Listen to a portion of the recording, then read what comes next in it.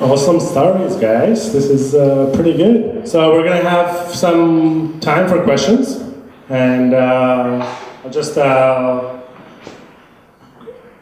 wait. Yeah.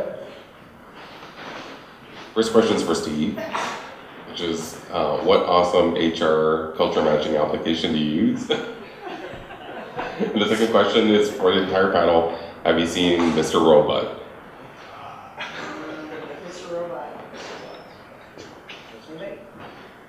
Alright, first question, because I'm a sucker for cheap advertising for other people. Yes, I use Forte. Well done, Bowden, for your like 18th pitch of the night. You're well below average though, so step up your game. I have seen Mr. Robot. I find it very interesting. I would consider myself a fan of the show.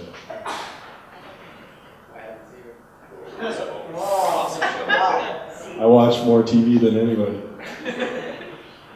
Stay out of that server room, I guess. Yeah, that's right. Any other questions?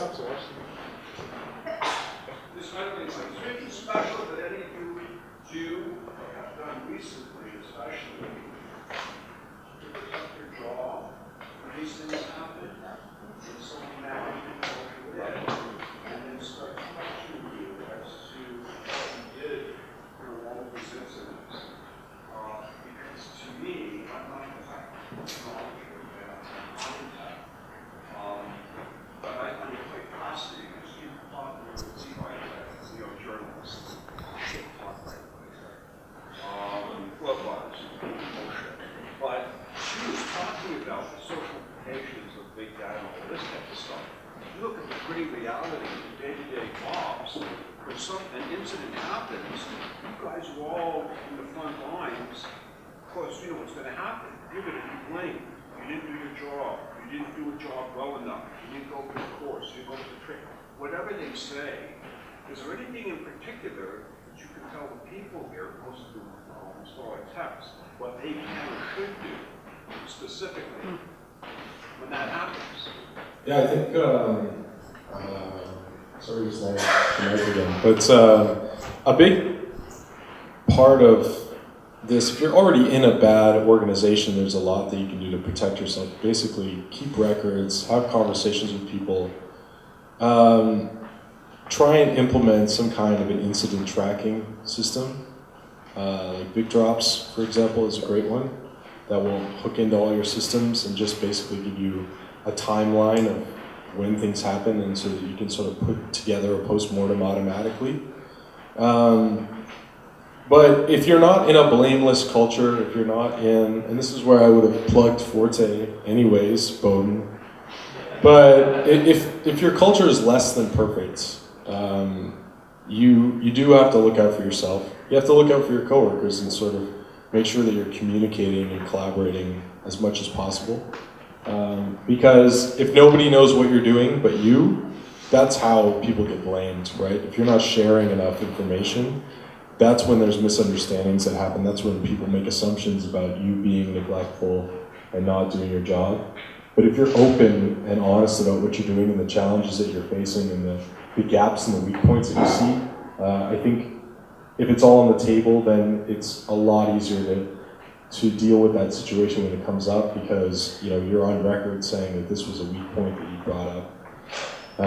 But ideally we're all moving towards things like blameless culture and proper postmortems and proper incident management, and truly collaborative environments. So it happens less in the future, but if you're in an awful situation, there are companies out there that value things like blameless postmortems and blameless culture. So look for a company that values individual contributions and helps people get things done rather than assign a scapegoat.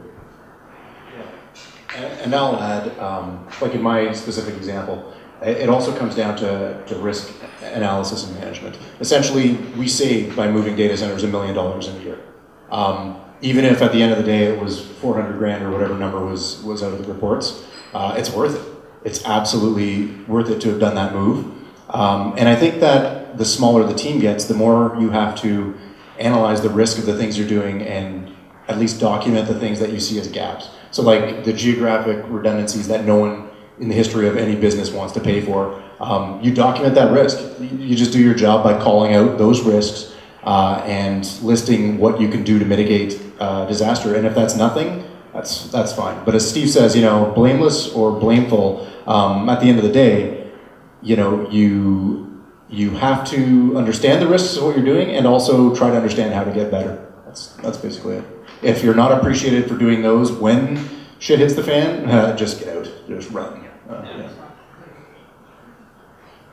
Yeah, I'll add one more thing to that, and that is, if you do your record keeping well and you're trying your best, even if you don't live in a blameless culture, 110% honesty, just completely be honest. And the reason I say that is because there's a great book I read once by a guy named Peter Block. And I don't know if anybody's read Peter Block here, but he has a book called Flawless Consulting. And what he says is that if you're having a really bad meeting and you just address the elephant in the room and you say, look, why does this meeting suck? Like, why are we having a bad conversation right now? How can we get over this? People will generally respect you for being completely honest and not trying to pull the wool over their eyes more than if they think they're having the wool pulled over their eyes. So 110% honesty is super important with ops. You're only doing yourself a credit, you're only doing your reputation a credit by being honest about it. I also think that at a personal level, don't try to do anything you have no idea how to do and tell people that you actually do. So just be honest again.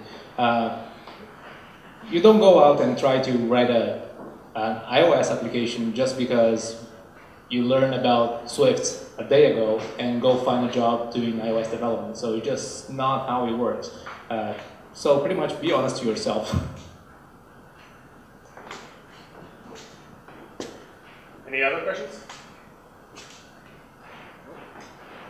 All right, so final round of applause for our panelists. Thank you all.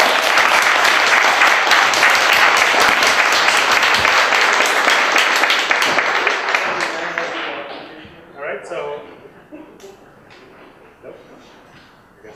we've got drinks at the back. There's still a lot of stuff to go there, so enjoy the rest of the evening. And thank you all for coming out, and thanks for the panelists for sharing tonight. It was a blast, and I'm glad everybody enjoyed it. Okay.